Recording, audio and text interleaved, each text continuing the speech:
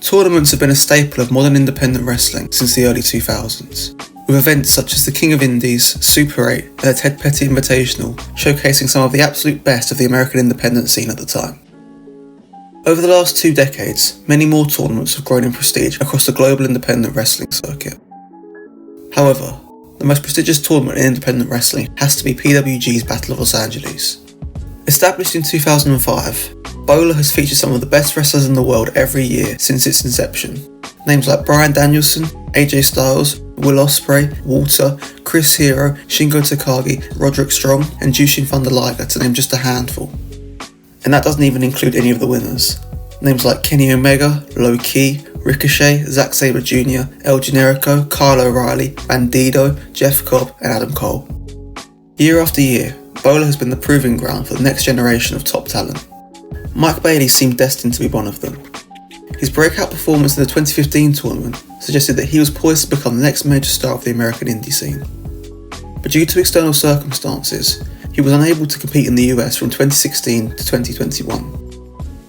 When he finally returned to PWG for BOLA 2022, he once again reached the finals, only to fall short. In this episode of WrestleLore, we're going to take a look at the 2023 edition of the tournament, and how outside forces turned Mike Bailey's third attempt at the most prestigious tournament in independent wrestling into the most gruelling night of his career.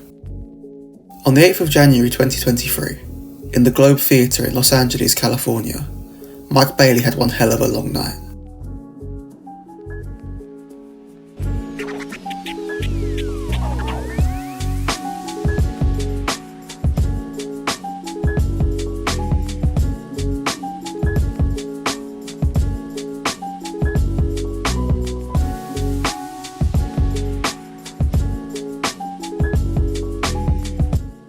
Mike Bailey had begun his career in Canada in the mid-2000s, initially under the name Mike Sydal.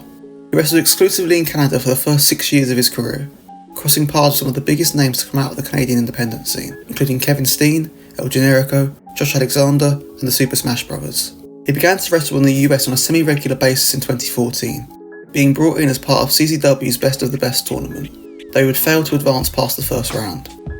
He would continue to wrestle for CZW through 2014, with a run of impressive matches with names like AR Fox, Biff Busick and Shane Strickland. 2015 would be Mike Bailey's breakout year on the American independent scene.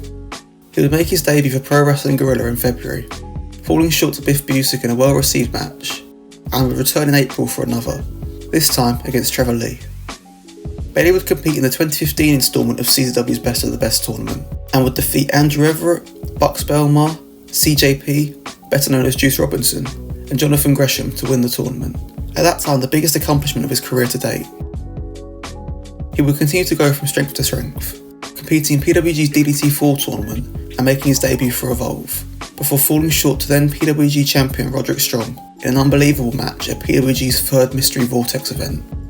For my money, the greatest independent show of all time, but that's a story for another video. He'd get a huge victory over Chris Hero in July in another phenomenal match, before competing in the 2015 Battle of Los Angeles tournament. With a huge upset victory in a great match with Drew Galloway and wins over Tommy End and Will Ospreay, Bailey would advance to the final, although he would fall short, being eliminated by Chris Hero, who in turn would be defeated by Zack Sabre Jr. An insane ladder match with AR Fox at CZW's Down with a Sickness event, a tour of Mexico, a first-time encounter with fellow Canadian Kenny Omega, and the chaotic guerrilla warfare match against Mount Rushmore 2.0 rounded out Speedball's 2015. The stage was set for Bailey to continue to blossom on the American independent scene in 2016. However, it was not to be. Bailey would be banned from the US for 5 years in March of 2016 after coming into the US to work on Evolve weekend while his visa process was still ongoing. Despite this major setback, Bailey would continue to wrestle in Canada, as well as making a name for himself in Europe and Japan. He would compete in WXW's Shoot Star Ambition tournament 5 times and the 16 karat gold 3 times, reaching the finals in 2020, as well as competing semi-regularly for Rev Pro, winning the 2021 British J Cup. It was his work in Japan though where he saw the most success. He was a regular member of the DDT roster from 2016 until 2020, where he formed the Moonlight Express tag team with Mao, the pair holding the KOD Tag Team Championships for nearly 250 days. Bailey would return to the US in January of 2022 as a member of the Impact roster, and would be announced as the final participant in that year's Battle of Los Angeles. Bailey would repeat his feat from 2015, once again reaching the finals of the tournament, defeating PWG champion Bandido, Wheeler Yuta and Buddy Matthews in order to do so. Once again though, he would fall short, being defeated by Daniel Garcia. On the 27th of November 2022, Bailey would be announced as the fourth official entrant in the 2023 edition of the tournament.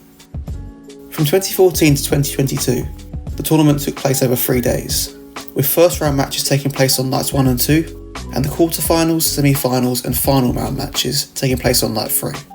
Much like in 2022 though, the 2023 instalment would take place over 2 days, with the first round matches taking place on January 7th, and the quarterfinals, semi-finals and finals on the 8th. This would mean a wrestler would compete in at most 4 matches across the weekend, 1 on the first night and a maximum of 3 on the second night. However, the circumstances for Speedball were a bit different. His newly obtained American visa was set to renew on the first week of January, meaning that from the 1st to the 7th he would not have a visa, and that he would therefore be unable to make the first night of the tournament. It would be announced that Bailey was still competing in the tournament, agreeing to wrestle his first round match on the second night, meaning that should he advance all the way to the finals, repeating his feats from 2015 and 2022, he would have to wrestle 4 matches in a single night. Bailey's first match would be a first-time matchup against one of the strongest women's wrestlers in the world, who had defeated her own husband Jonathan Gresham in a qualifying match the previous night to face Bailey here, the juggernaut Jordynne Grace.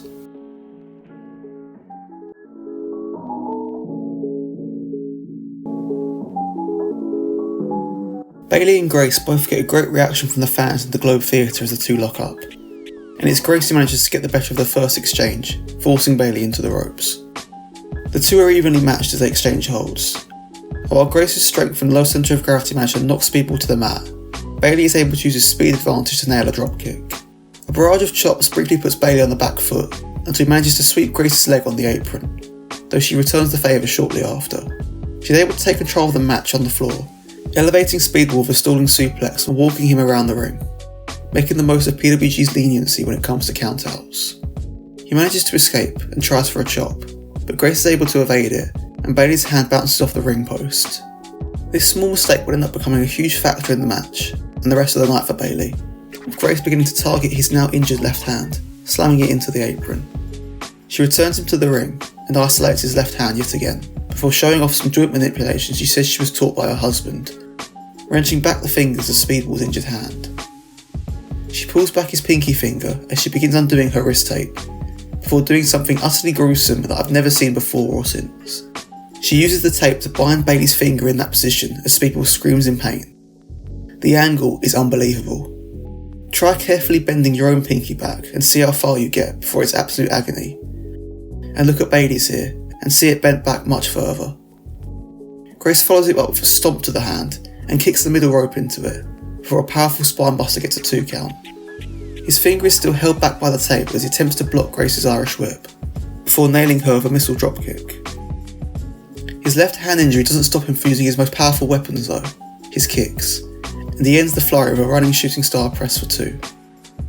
With Grace down, Bailey begins trying to remove the tape and free his finger, but he's unable to do so before Grace recovers, leaving his finger bent back at an even worse angle.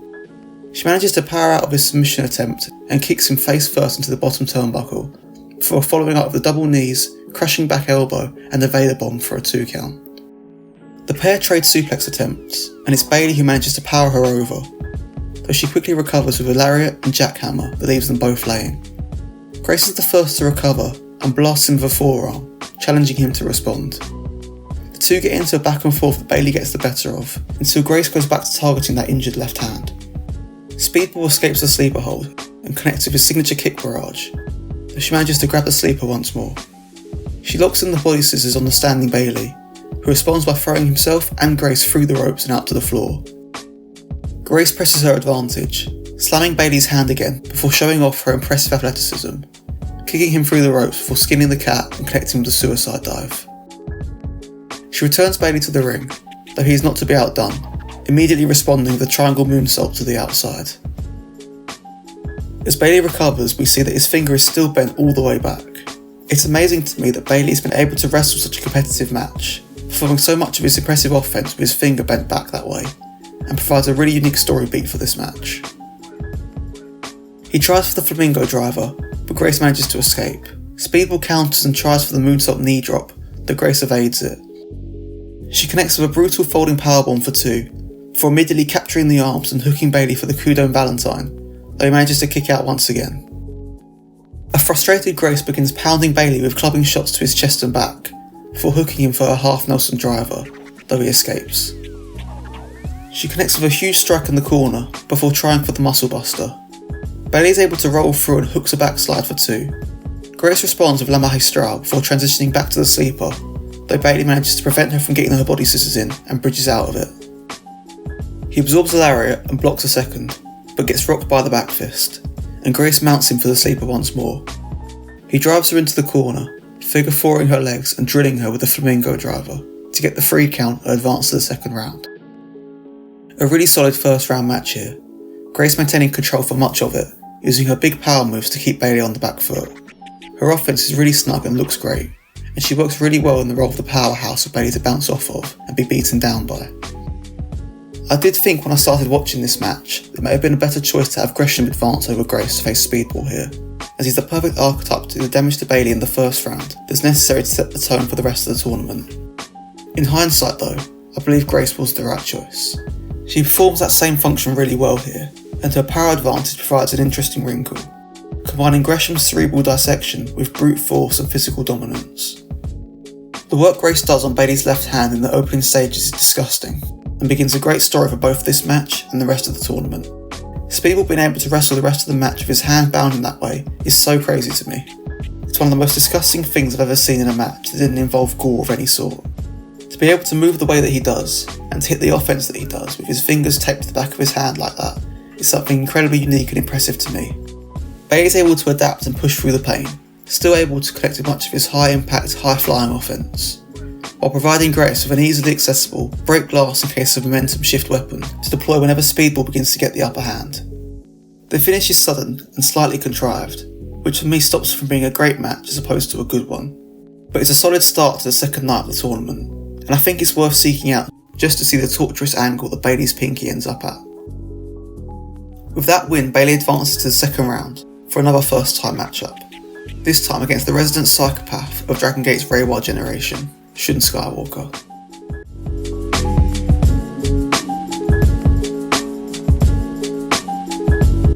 Skywalker had made his PWG debut the previous night, defeating Aaron Meese in the first round of the tournament, and had been able to rest up between his first round and quarter-final matches. For Speedball though, it was barely an hour earlier that he managed to defeat Jordan Grace, in a match he is still undoubtedly feeling the effects of, his left pinky and ring fingers still taped up after Grace's aggressive targeting of them earlier in the night. Shun reluctantly shakes Speedball's hand before the two begin running the ropes, which ends with a double dropkick stalemate. This is the last of the honourable side of Skywalker we'll see in this match, as he fakes the fist bump and forces Bayley into the ropes, before pitching him to the outside. Bayley manages to get the upper hand with a pair of huge kicks at ringside, until Shun avoids the third, causing Bayley to kick the chair into a fan. Skywalker piles chairs onto Speedball and smashes them with another, before returning to the ring and absorbing the boos of the fans. He climbs to the top rope and connects with a huge diving crossbody to the floor, proclaiming himself the winner and continuing to taunt the crowd. Returning Bayley to the ring, Skywalker continues to taunt the fans as he punishes him in the corner, before beginning to target Bayley's injured left hand. An arrogant taunt pin only gets one, and a frustrated Shun Skywalker puts his hands on referee Rick Knox as a result. Bayley and Skywalker begin to exchange chops, and while Shun seems to win the exchange, Bayley is able to avoid a bicycle kick and connects with a short dropkick that puts Skywalker down. A flurry of kicks is followed up by the corkscrew shooting star press, although it only gets 2. Skywalker returns the favour with a combination of his own, ending with a huge cutter. He begins to slow the pace down, isolating that injured hand and removing the tape, before bending his injured finger back and biting it, relishing the "you sick" chants the crowd responds with. Skywalker shows his in-ring IQ by faking out the moonsault knee drop, baiting Speedball into getting his knees up and allowing him to lock in the Boston Crab. Bayley is able to power out of it and sweeps the leg of Skywalker. He in turn fakes the moonsault knee drop, though Skywalker sees it coming and catches him with a boot, followed by a great drop kick, before Bayley counters his powerbomb attempt and finally connects with the moonsault knee drop that leaves both men laying. As both men struggle to recover, They make their way to their knees in the centre of the ring to test each other with elbows. Bailey fires first, connecting with an elbow that Skywalker shrugs off, before responding with one of his own. They continue to trade, as Skywalker continues to downplay Speedball's efforts, until Bailey interjects with a kick, followed by a bicycle from Skywalker, who springboards to evade Bailey and catches him with a nasty German suplex. He tries to follow up, but Bailey manages to counter with a moonsault fallaway slam, before following and escaping Skywalker out of the ring with a triangle moonsault. Bailey brings him back into the ring, looking for the ultimate weapon, though Skywalker manages to avoid it, before Bailey connects with a boot in the corner and tries for the flamingo driver. Skywalker breaks free and connects with a huge drop kick and sit out Uranagi for 2. He hooks Bailey for the SSW, though Bailey counters, and the two trade pinfall attempts back and forth until Shun avoids the moonsault knee drop once more, connecting with a double underhook suplex and the moonsault knees of his own for yet another close 2 count. He climbs the turnbuckle for a huge moonsault, but Bailey manages to get his knees up. He chains together 3 huge kicks before finally connecting with the ultimate weapon to get the 3 count and advance in the tournament. I really like this match. I think Shun Skywalker makes a great opponent for Bailey. From the beginning of the match, when he fakes a show of respect and goes on the offensive, Shun is establishing himself and his role perfectly. He's great at getting under the skins of the fans in attendance, creating a great back and forth which really helps bring the match to life. Skywalker is very much Speedball's dark reflection, someone that can match him in terms of athleticism, preventing Bailey from having the advantage when the pace quickens, and who is as arrogant and deceitful as Speedball is humble and honourable. Skywalker and Bailey have so much in common, both men using similar movesets, including both men using the moonsault knee drop, something that comes to play in the match. Skywalker is invaluable here in being able to turn the match into a simple dastardly heel versus honourable babyface match at the drop of a hat, which gives the match its ebbs and flows and makes those fast-paced sequences that much better, since the pacing of the match now varies, which is necessary to prevent the crowd from being burned out and becoming apathetic to what they're seeing, which is so important when what's happening in the ring is so technically difficult and impressive. I feel this match is the best of both worlds, as the impressive feats and sequences are balanced out with the heelish antics and heat spots necessary to make those moments feel justified and rewarding. I think Bailey's style works best when he is the underdog, working underneath someone, able to get some brief flurries of offense in, but still being controlled by his opponent. That is certainly the case here, as it is very much Skywalker's match till the final stages, when a short precise barrage from Speedball gets him the win. People sometimes knock Bailey as being a formulaic wrestler, pointing to his use of the same signature moves and spots in the final stages of the matches that he wins. I think it's actually a good thing for him and his character, as it demonstrates how well he's trained his preferred moves and how precisely he can execute them, though when he manages to chain them together, they're pretty much guaranteeing his victory. It also opens up interesting storytelling opportunities if a wrestler is able to interrupt or evade these combinations, as Speedball is so used to winning with them, and forcing a pivot can make these matches very interesting indeed. This victory means that Bailey moves on to the semi-finals, to face a man he'd had an acclaimed match with less than a month earlier, and who had been announced as a last-minute replacement the day before the tournament began, the bounty hunter, Brian Keith.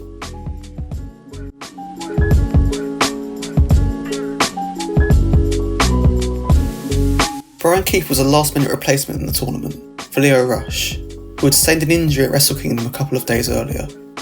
He had made his PWG debut the previous night with a victory over SB Kento, and had defeated Masha Slamovich earlier in the show to advance to the semi-finals. Unlike his 2 previous matches of the night, this is not a first-time encounter for Speedball. In fact, the two had an acclaimed bout less than a month earlier when Keith defeated Bailey in freelance wrestling in a match that further established Keith as a rising star of the independent scene. The two engage in a tense stare down before the bell rings, and it's Speedball who gets the upper hand initially, winning a test of strength by forcing Keith into the ropes. When the pair begin chain wrestling, it doesn't take long for Keith to target Bailey's weakened arm, looking for the Jujigatami, though Bailey is able to escape the hold and forces Keith to reach for the ropes. Both men miss their attempted high kicks, and Keith is forced once again to find refuge in the ropes. Bailey manages to connect with a kick, but Keith immediately responds with a brutal elbow strike. The two trade elbows back and forth, with Bailey winning the exchange, before Keith connects with a huge boot that floors Bailey and sends him to the outside. The bounty hunter follows him, and the two begin to trade strikes in the crowd. Keith manages to catch Bailey's kick and connects with a cross chop to the throat, before drilling Bailey with a DDT onto a chair. He returns to the ring, beating the count at 14, while Bailey remains dazed as a result of the impact. Keith stops the referee's count at 19, not wanting to win that way, and returns him to the ring, though he takes his eye off the ball, and Bailey responds with a huge dropkick through the ropes. He wastes no time, immediately sending Keith back into the ring and hanging him across the top rope, blasting him with kicks and connecting with a diving double knee drop. Bailey goes right back on the attack, targeting Keith's left leg with a nasty dragon screw before sending him into the corner. He fires off a barrage of kicks, and while Keith tries to put a stop to it by biting Bailey's exposed foot, he gets forced into the bottom turnbuckle regardless. Bailey connects with a rope-hung dragon screw in the opposite corner, before locking in a Navarro death roll that forces Keith to reach the ropes once more. Bailey continues pressuring Keith, and the two end up trading chops, both refusing to back down. Bailey takes it a step further when he connects with a chop to Keith's back, which only succeeds in angering the bounty hunter. Bailey agrees to give up his back, and Brian Keith replies with a blistering chop, before offering his own back for a reply. They trade these vicious chops back and forth, until Keith elects to respond with a thudding kick to the small of Bailey's back. Bailey connects with one of his signature combinations, ending with the corkscrew shooting star press for 2. Speedball continues to try to push the pace, but Keith absorbs a lariat and catches Bailey with an exploder suplex. They exchange holds until Keith catches him with the exploder once again, this time into the corner. The two begin trading strikes once again, beginning with chops before switching to stiff body kicks, with Bailey sending Keith into the corner after his rapid fire kick combination. Keith catches the tornado kick in the corner, before connecting with a Gamangiri. Bailey responds with a series of chops, until Keith manages to catch one and connect with an ace crusher. He tries for the Emerald Tiger Driver. Bailey is able to flip him out of the ring, before connecting with a triangle moonsault, a move that leaves both men down on the outside. Bailey tries to return to the ring, but he gets stopped by Keith, who says it's going to take a lot more than that to beat him. The pair begin to exchange strikes once more, though this time on the apron, posing a much greater risk to both men, and Keith's attempt at an exploder is countered with a leg sweep by Speedball, who follows up with a crushing moonsault knee drop on the apron. Bailey begins to climb to the top rope, but Keith sits up, unbroken, and takes the fight to Bailey. He gets knocked to the mat but charges once again, and manages to nail an avalanche exploder, before connecting with a vicious running knee for a 2 count. He tries for the Tiger Driver once more, though Bailey escapes, but Keith manages to catch him with brutal rising knee as Bailey falls for another close 2 count. Bailey reverses a third attempt at the Tiger Driver into a Hurricane Rana for 2, before connecting with a PK, moonsault knee drop and the corkscrew kick. He manages to hook Keith for the Flamingo Driver, but Keith is able to escape and almost gets the win with a sunset flip. A huge pair of boots knock Keith to the mat, and Speedball connects with the Ultimate Weapon to advance to the finals. Post-match, Brian Keith gets a well-deserved standing ovation after his impressive short-notice debut in the promotion. For me, this is Bailey's best match of the tournament so far. Bailey and Keith have great chemistry, and Keith's intensity brings an aggression out of Bailey that I really enjoy. Bailey's matches for me sometimes drift too close to a sequence of athletic displays for my taste, but an opponent like Brian Keith is great for Bailey when it comes to striking the balance between immersion and spectacle that I value so much. The voluntary trading of strikes back and forth is a spot that I think is overdone and often performed in matches that it just isn't right for, but I actually think it's a perfect fit here. Two guys that take a lot of pride in both their striking prowess and their ability to withstand punishment, putting each other to the test with some nasty strikes.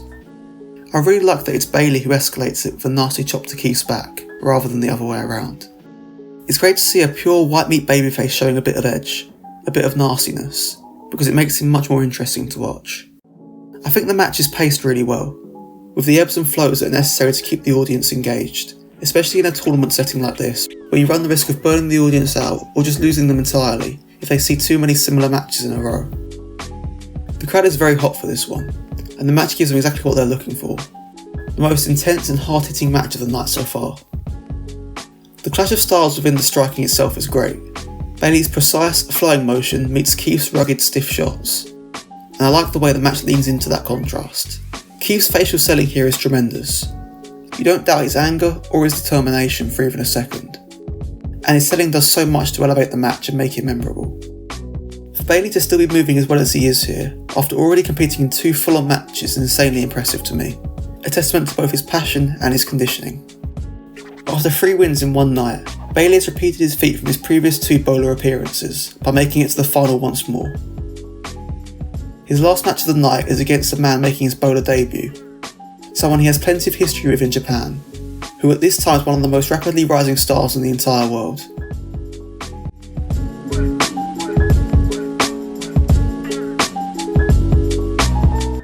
The history between Takeshita and Speedball goes back to 2016, when after being banned from the US, Bailey began to compete regularly in Japan for DDT, Takeshita's home promotion.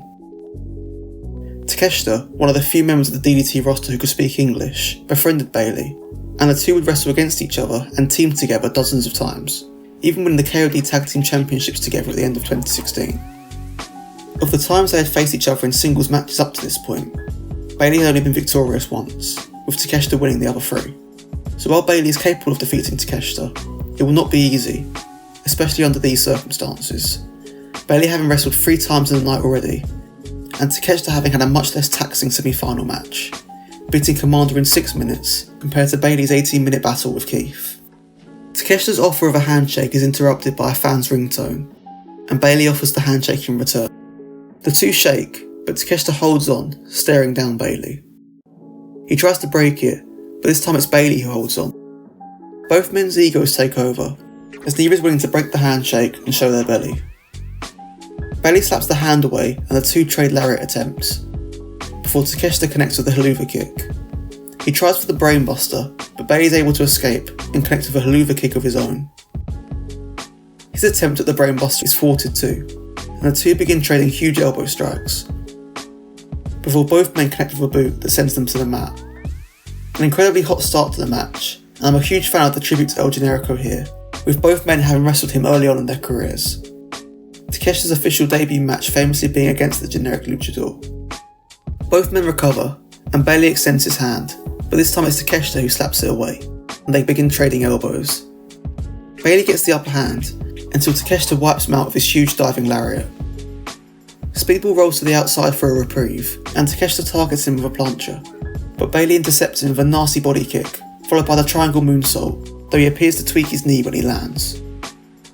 Bailey rolls Takeshita back into the ring and connects with a sharp kick to Takeshita's spine. Takeshita catches the next one, but gets dropped to a knee by a barrage of lefts and rights. Speedball charges, but gets planted by a huge pop-up powerbomb for 2. Takeshita isolates the left arm of Bailey, seemingly reluctantly, as the crowd boos and pleads with him not to. Takeshita pauses, but wrenches back on the left fingers anyway, before trying to rip them out of their sockets. He continues to target the hand, twice slamming it hard into the mat. He drags Bailey down, trapping his right arm before stretching out his left again, bending his pinky and ring fingers back at horrific angles before eventually releasing the hold. He charges Bailey, who counters with an enziguri and a huge flying kick. He follows up with another kick combination, but Takeshita manages to avoid the shooting star press. He powers Bailey up for the brainbuster, which Bailey tries to counter with repeating knees to the head, causing Takeshita to drop him to the floor. He follows him outside, targeting the left hand again, smacking it into the ring post before setting up a row of chairs beside the ring apron. He breaks the count for attempting to throw Bailey into the chairs with a German suplex. Bailey manages to counter and trips Takeshita, seemingly to set up the apron moonsault knee drop he'd hit earlier on in the show. Instead though, Bailey ties up Takeshita's legs, before dragging Takeshita and himself off the apron with the Navarro Death Roll, slamming Takeshita's knees into the chairs. Bailey follows up with a nasty series of kicks to that knee, before locking in the Navarro Death Roll once again. The targeting of an opponent's legs is a pretty standard and commonplace tactic in wrestling, but against Takeshita, it's close to a perfect strategy. So much of his signature offense relies on his leg strength, be it his jumping or running knee strikes, his powerful German suplexes, the Hito Tanashi driver, even his brainbuster and powerful elbow strikes and lariats rely on him having a strong base. Takeshita is able to use his upper body strength to make it to the ropes, but Bailey's strategy of attacking Takeshita's base seems to be paying off, as he struggles to return to his feet. Dismantling the legs of such an explosive wrestler as Takeshita is the best shot that a quick striker like Bailey has against him, and it's no surprise that he continues to target them, following up with a series of kicks and a vicious dragon screw. Bailey tries for the corkscrew kick in the corner, but Takeshita is able to catch it, pushing Bailey backwards and following up with the double knees. He spikes Bailey with a poison rana, and crushes him with the double knees once again, but it's not enough to get the win. Takeshita is slow to capitalise, showing the effects of the damage done to his left knee. He attempts the blue thunder bomb twice, before nailing the elbow, but his discus elbow is countered by a huge spin kick from Bailey, though Takeshita lands a monstrous lariat that turns Speedball inside out. Both men manage to make their way to their knees and begin trading elbows, with Takeshita seemingly getting the better of it, but still having trouble with his left knee. The exchange continues on the feet, until Takeshita opts to target Bailey's left hand again, and Bailey responds with a flurry to Takeshita's knee. Takeshita catches a kick and isolates the left hand again, but decides not to attack it this time, screaming at Bailey to bring it as the two trade elbows in the centre of the ring once more. Bailey goes back to the left leg and drops Takeshita with a body kick. He takes his eye off the ball though, allowing Takeshita to recover and drop him with a huge elbow. He tries for the deadlift German suplex, but Bailey is able to land on his feet and connects with a stiff penalty kick, followed by a moonsault knee drop and a buzzsaw kick, but it only gets 2. He tries the corkscrew again and connects this time, before climbing to the second rope for the ultimate weapon. Takeshita grabs him at the last possible second and drills him with a blue thunderbomb for another close 2 count, and Bailey rolls away, trying to put some distance between himself and Takeshita. Takeshita pursues him outside for a huge tope. He returns Bailey to the ring and climbs onto the apron, but Bailey sweeps the leg and connects with the moonsault knee drop, his feet catching Takeshita in the face. Bailey makes his way to the top rope and tries for the ultimate weapon, but Takeshita escapes, connecting with a huge lariat, followed by a bicycle knee in the corner. Takeshita tries for his German suplex, but Bailey responds by kicking Takeshita's legs and forcing him to his knees. It doesn't make a difference though, as Takeshita pulls off the suplex from his knees in an impressive show of core strength, dropping Bailey right on top of his head. Bailey has the knee scouted, but Takeshita responds by stomping Bailey's hands and dropping him with another massive elbow. He drags Bailey to the corner before making his way to the top rope, turning Bailey inside out with the avalanche lariat. He scores with the running knee, but Bailey somehow manages to kick out at 2. He attempts to pursue Takeshita, but collapses as he makes his way to the corner. He returns to his feet and manages to make his way up, but Takeshita sends him straight back to the mat with an elbow. Speedball won't stay down though, climbing back up to Takeshita, but a series of elbows causes him to fall to the mat violently. He tries to pull himself up, absorbing the stomps from Takeshita, and manages to push through and hit a Super Hurricane Rana. The backside is not enough, and Bailey rolls to the apron to avoid another knee. Takeshita pursues him, but Bailey counters with a huge springboard moonsault to the outside that leaves both men laying. They both return to the ring, Bailey climbing to the top rope and Takeshita in pursuit, but Speedball lands a dragon screw in the ropes that leaves Takeshita hung up. This time it's Bailey who is stomping down, and Takeshita who absorbs the stomps. He stuns Bailey with a series of headbutts, before hitting the ultimate tribute to El Generico, the turnbuckle brainbuster. He absolutely destroys Bailey with it, and he gets sent halfway across the ring by the force of the move. Takeshita desperately crawls to make the pin, slowed down by his injured leg, but he takes too long, and Bailey barely manages to kick out at 2. Takeshita lines him up for the jumping knee, but Bailey avoids it, trapping his legs in the corner. He finally connects with the ultimate weapon, before placing Takeshita on the top turnbuckle and hooking him for the flamingo driver. He drills Takeshita in the centre of the ring, and the referee counts the 3.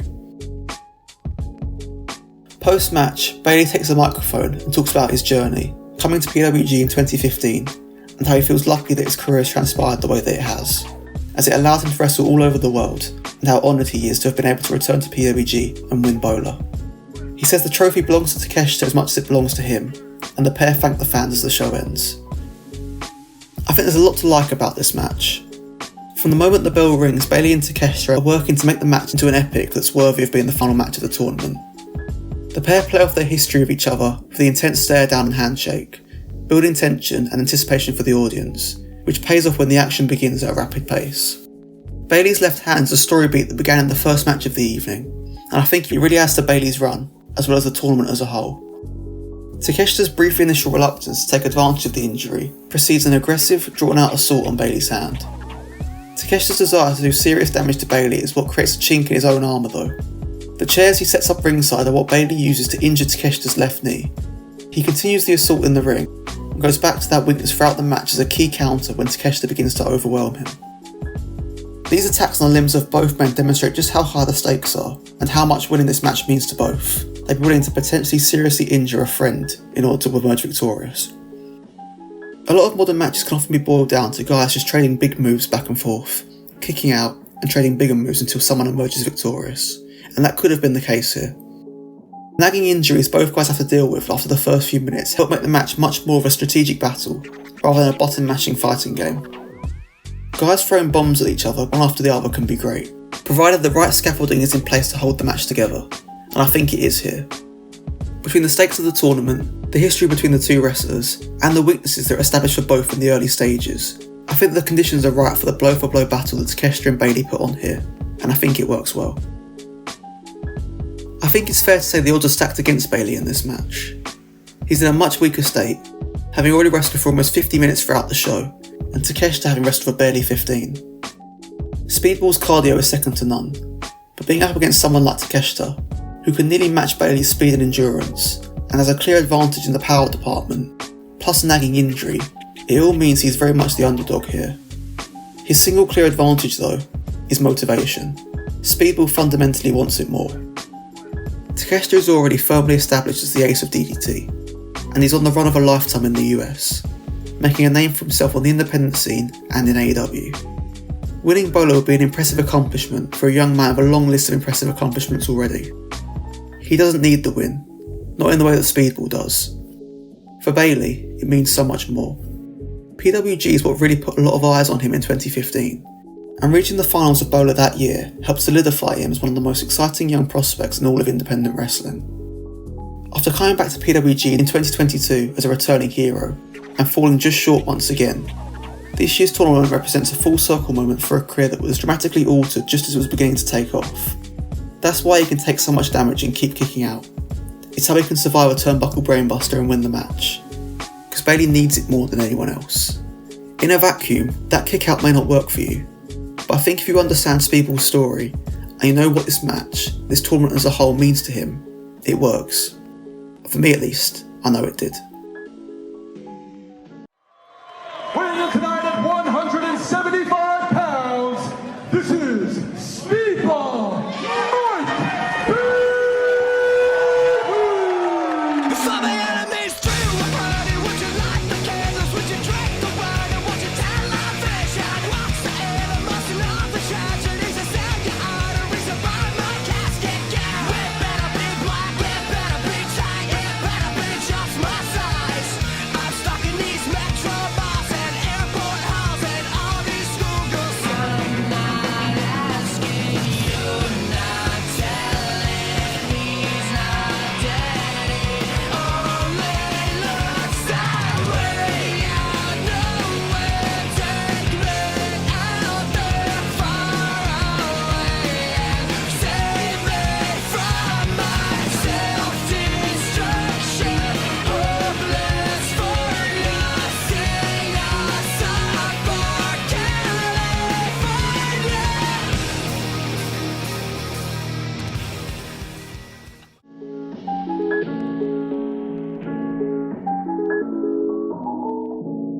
There's an almost mythical quality to the Battle of Los Angeles, and it cannot be overstated just how demanding it is, even under normal circumstances. It's not just the physical toll of multiple matches in one night, it's the mental strain of shifting styles, reacting to different opponents, and keeping the crowd invested in each and every match. The very structure of the tournament is designed to wear you down, to test your versatility as much as your stamina. And in 2023, with last minute card changes and reshuffled brackets, the challenge became even greater. Mike Bayley was at the epicenter of this, and his run in this tournament is incredibly unique and impressive to me. One of the most common criticisms I hear of Mike Bayley is that if you've seen one of his matches, you've seen them all. I think this generally refers to the pacing and structure of his matches, and the repetition of his signature moves and sequences. In the context of this night, I can absolutely see how this could lead to his matches beginning to blur together and be somewhat repetitive, especially if you're not a huge fan of his style anyway. While I am indeed a fan of his work, I really don't think it applies here. His opponents are of such a variety in both style and demeanour, that while the matches may share common elements and spots, like any group of matches involving a single wrestler inevitably will, they are different enough as to feel like 4 distinct steps up the mountain that is BOLA. His match with Jordan Grace is a grind against a powerhouse, one that does significant damage that Bayley takes with him the rest of the night. His bout with Shun Skywalker puts him against a competitor who is cerebral, yet incredibly athletic, able to match the speed of Bayley and weaken him even further.